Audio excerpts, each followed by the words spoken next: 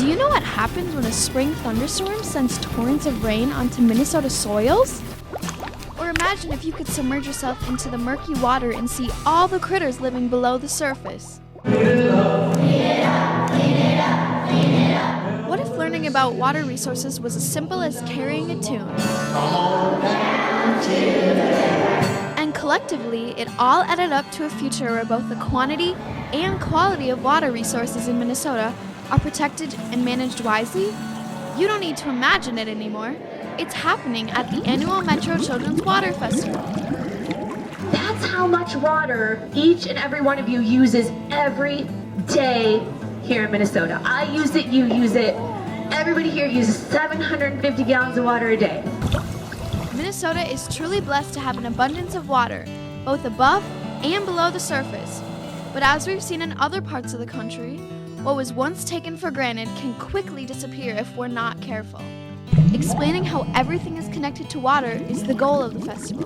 The theme is Water Connects Everyone and Everything on Earth. Oh, look at the waters. The purpose of the festival is to educate Minnesota's fourth graders about the state's water resources and how to use them while maintaining the quality and quantity that's been our state's heritage for generations. It's all flowing downwards into the river.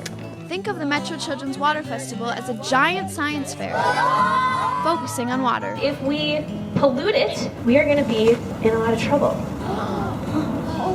What began in 1998 has expanded into an annual September day-long aqua extravaganza That one. spread across the Minnesota State Fairgrounds. We are going to do some experiments together. At this stage, all eyes are on the Science Museum of Minnesota display Now I have washed my face, brushed my teeth. and how much water we use on a daily basis.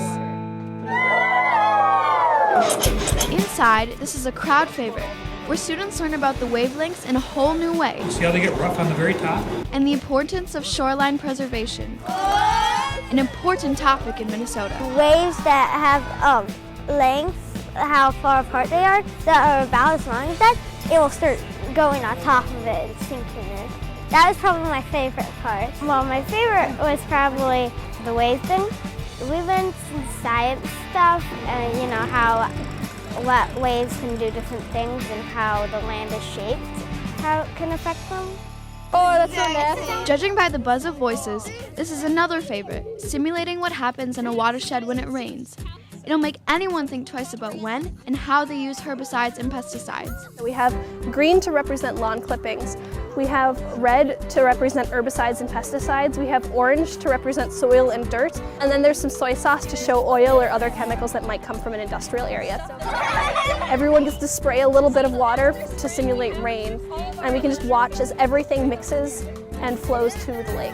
We were pretending it was pollution, and it would just get washed into the sewers or washed into the rivers, which would get in the lake.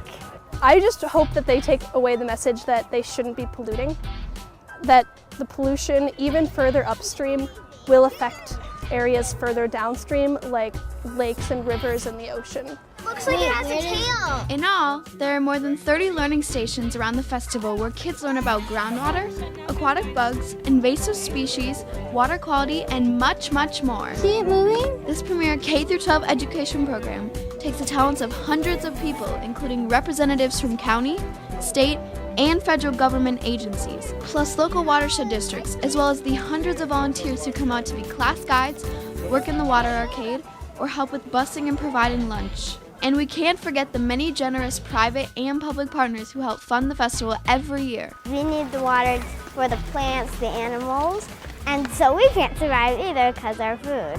We want the students to leave with an understanding of water resources and why it's important, and to come away with some take-home habits of protecting water resources and conserving them for future generations.